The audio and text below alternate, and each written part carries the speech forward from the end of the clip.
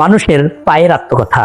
আমি তোমাকে জীবন ভর বহন করেছি, কিন্তু আমার গল্প কেউ শোনেনি। আমি কখনো থামতে চাইনি, সময়ে আমাকে থামিয়ে দিয়েছে।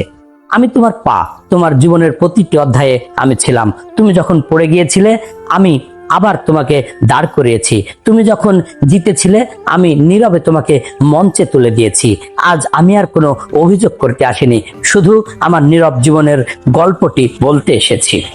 স্বাগতম আত্মকথা সিরিজে। মানুষ জীবনে অনেক সঙ্গী পায়, কেউ মাঝপথে চলে যায়, কেউ ভুলে যায়, কেউ বদলে যায়, কিন্তু একজন সঙ্গী জন্ম থেকে শেষ নিঃশ্বাস পর্যন্ত আপনাকে ছেড়ে যায় না। সে হলো আপনার দুটি পা। আজ সেই নীরব সঙ্গীর আত্মকথা শুনবো। ভিডিওটি শেষ পর্যন্ত দেখুন, হয়তো শেষের কয়েকটি কথা আপনার জীবনকে নতুনভাবে ভাবতে শেখাবে।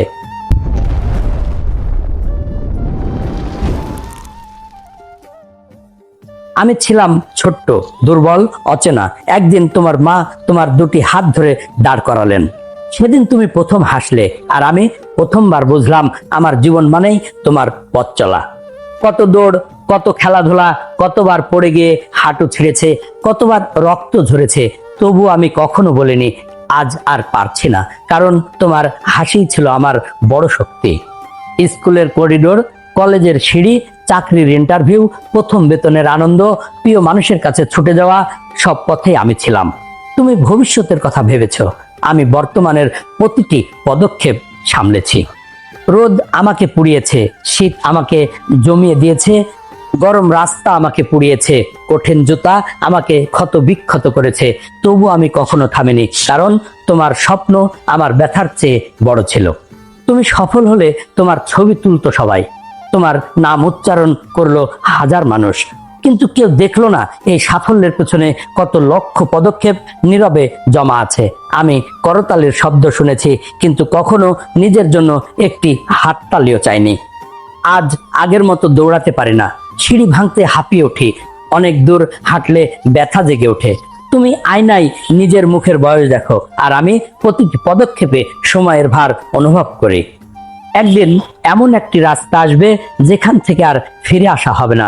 সেদিন আমার সব ক্লান্তি শেষ হবে, আমার সব পদচিহ্ন সময়ের মাটিতে মিশে যাবে, কিন্তু আমি জানি তোমার ভালো কাজ, তোমার ভালোবাসা, তোমার স্মৃতিগুলো মানুষের হৃদয়ে হাঁটতে থাকবে। আমি তোমার পা, আমি শুধু তোমাকে এক জায়গা থেকে আরেক জায়গায় নিয়ে যাইনি, আমি তোমাকে তোমার স্বপ্নের কাছে পৌঁছে দিয়েছি।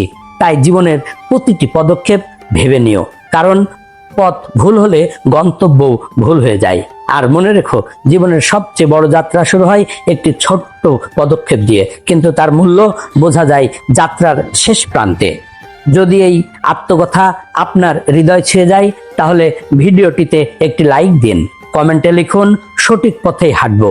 আর আত্মকথা সিরিজের ভিডিও দেখতে পেজটি ফলো করে রাখুন।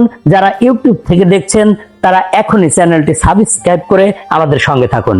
পরবর্তী পর্বে ফিরে আসবো মানুষের জীবনের আরেকটি নীরব অথচ অবিচ্ছেদ্য সঙ্গীর হৃদয় স্পর্শী আত্মকথা নিয়ে। ততক্ষণ পর্যন্ত ভালো থাকুন, সুস্থ থাকুন, আর প্রতিটি পদক্ষেপ এমনভাবে রাখুন যেন একদিন ফিরে তাকিয়ে আফসোস না করতে হয়।